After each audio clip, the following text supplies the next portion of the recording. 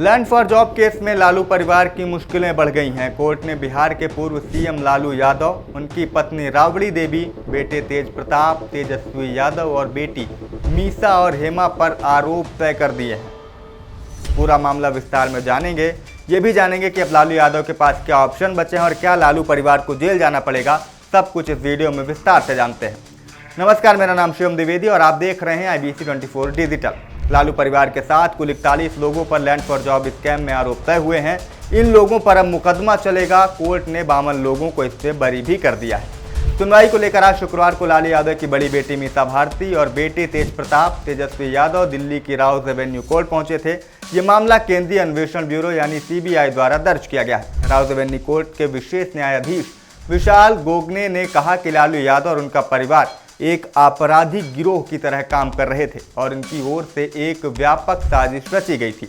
जज ने आदेश सुनाते हुए कहा कि अदालत संदेह के आधार पर यह पाती है कि लालू प्रसाद यादव ने अपने परिवार यानी बेटी, पत्नी और बेटों के लिए अचल संपत्तियां हासिल करने के लिए सरकारी नौकरी को सौदेबाजी के हथियार के रूप में इस्तेमाल करने की एक व्यापक साजिश रची थी।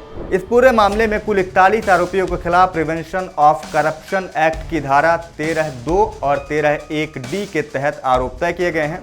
कोर्ट ने 52 आरोपियों को बरी करने का भी आदेश दे दिया है। मामले की अगली सुनवाई 29 जनवरी को होगी। CBI ने इस पूरे मामले पर क्या दलीलें पेश की और क्या आरोप लगाए हैं, जिसके बाद कोर्ट ने आरोप तय कर दिए हैं, ये भी आपको बताएंगे। CBI ने कहा है कि ये पूरी साजिश 2004 से 2009 के बीच रची गई, जब लालू प्रसाद यादव देश के रेल मंत्री थे। 2004 से 2009 के बीच मुंबई, जबलपुर, कोलकाता, जयपुर और हाजीपुर स्थित रेलवे के अलग अलग जोन्स में बिहार के लोगों को ग्रुप D पदों पर बहाल किया गया। आरोप है कि इसके बदले में इन व्यक्तियों या उनके परिजनों ने अपनी जमीन तत्कालीन केंद्रीय रेल मंत्री लालू प्रसाद यादव और उनके परिवार के सदस्यों और AK इन्फोसिस्टम प्राइवेट लिमिटेड नामक कंपनी को दी थी, जिसे बाद में उनके परिवार के सदस्यों ने अपने कब्जे में ले लिया।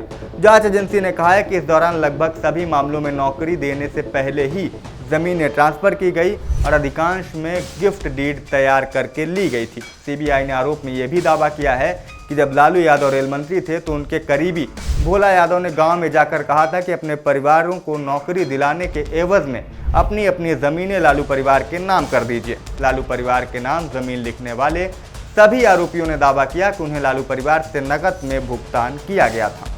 CBI के आरोपों पर कोर्ट ने लालू परिवार पर क्या कहा है, आपको वो भी बता देते हैं। राउज एवेन्यू कोर्ट ने CBI के दलीलों और चार्जशीट पर विचार करते हुए कहा कि प्रथम दृष्टया CBI द्वारा पेश किए गए तथ्यों और दस्तावेजों से ये संकेत मिलते हैं कि मामले में जांच योग्य गंभीर आरोप हैं, जिन्हें ट्रायल में परखा जाना चाहिए। CBI के जांच में लालू परिवार पर मुकदमा चलाने के लिए पर्याप्त आधार मौजूद हैं। कोर्ट ने यह भी कहा कि यह केस सिर्फ अनियमित नियुक्तियों का नहीं बल्कि एक संगठित आपराधिक साजिश को दर्शाता है, जिसे रेल मंत्री रहते हुए लालू यादव के कार्यकाल में अंजाम दिया गया।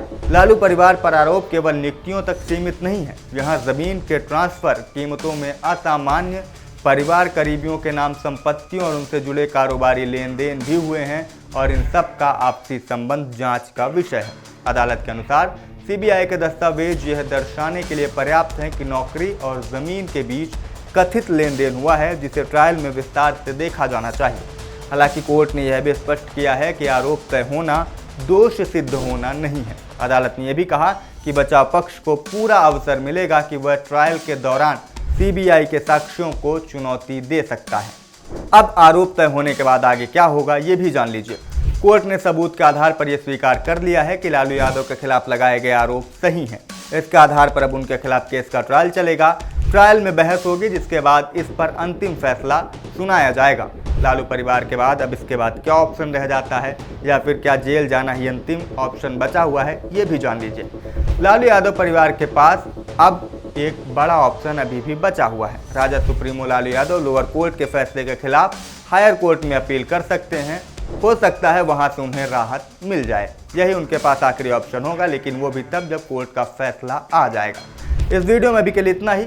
उम्मीद करते हैं इस वीडियो के बाद आपको ये पूरा मामला समझ में आ गया होगा। अगर मामला समझ में आ गया हो और वीडियो पसंद आए तो इसे शेयर और लाइक करना मत भूलिएगा। मेरा नाम शिवम द्विवेदी है। बाकी तमाम खबरों के लिए देखते रहें IBC 24 डिजिटल।